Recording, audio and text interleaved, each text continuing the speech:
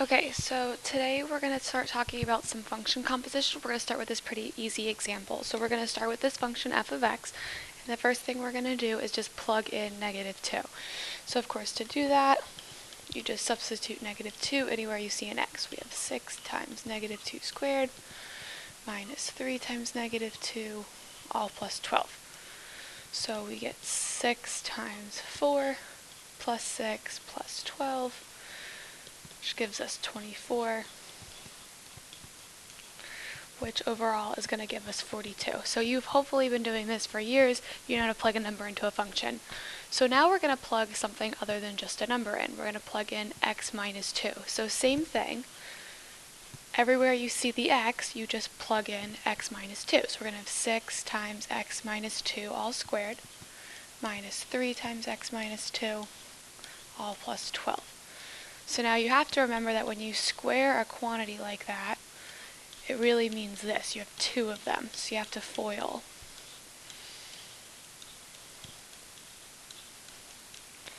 So if we FOIL that real fast, we get x squared minus 4x plus 4. Then distributing the -3, we get -3x plus 6 plus 12. Distributing the 6, 6x squared minus 24x plus 24 minus 3x plus 18, combining those like terms on the end. So overall we get 6x squared minus 24x, I'm sorry, not minus 24x, whoops. We get minus 27x plus 42. So we're going to start plugging in expressions to functions instead of just numbers. Okay, so function composition is the application of one function to another function. So it's using 2 functions together. So the first thing we're going to do is we're going to find g of 1. So g is this function here. So g of 1 means we take the 1 and we follow it to its range. So we get the @ symbol. So next we're going to do f of c. So f starts over here, so we follow c to 3. And then we have to do g of that value. So this is really g of 3. So then we follow the 3 using the g function, and we get the pound symbol. And then last one, we have f of b. So we follow b, and that gives us 1. So that's just a pictorial representation of functions, so they're not like defined with specific domains and ranges over like real numbers. They're just sets of different symbols, and that's how you could follow a picture like that to find answers. Okay, so we can also define functions as just being set of numbers, like relations like we talked about at the beginning of the year. So now we're going to follow through, and we want to compose these two together, so we want to plug one into the other. So we want to do f of g. So that means you're going to plug the g function into the f function. So you always read compositions backwards. So our first point in g is 2.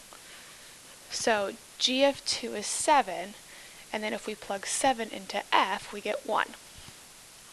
So same thing, we plug the 6 in next. 6 gives us a 1, but 1 pairs with 2 in the f function. And then our next one is we plug in 1, which gives us a 5, which then matches with the 4 up here. And last thing we have to do is if we plug in 4 to g, we get the 8 out, but there's no 8 that matches in the f function, so we're actually done. So it means it's undefined for f of g. So what I'd like you to do is take a few minutes, and I want you guys on your own to find what g of the f function is. Okay, so hopefully you finished that. If not, pause the video and go back and finish your OYO.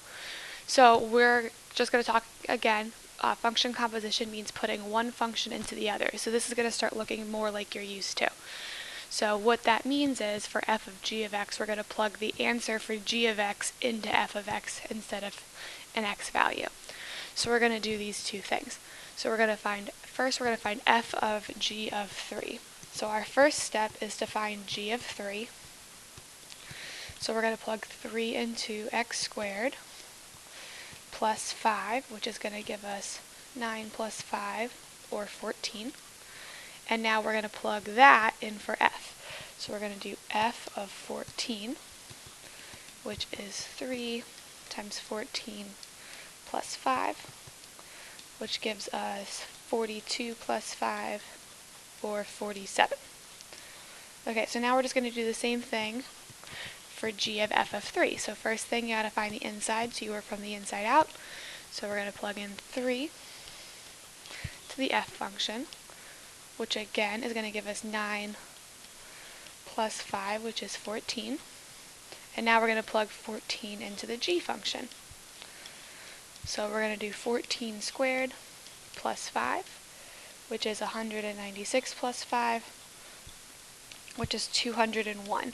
So even though we got the same number in our first steps, since we plugged them into different functions for the second part, we get different answers. So order matters for function composition.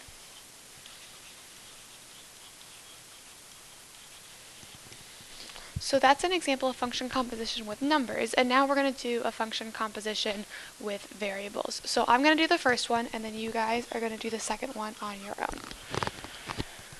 So we want to find an equation for f of g of x. So that means we take the g function and we plug it in everywhere we see an x in the f function. So we're really plugging in the quantity x squared plus 5. So we're going to do 3 times x squared plus 5, and all of that plus 5 on the end. And that plus 5 on the end is from the original f of x function. So now we distribute, we get 3x squared plus 15 plus 5, which means our final answer is 3x squared plus 20. So I want you guys to go ahead, pause the video, and find your answer for g of f of x, and then finish your worksheet.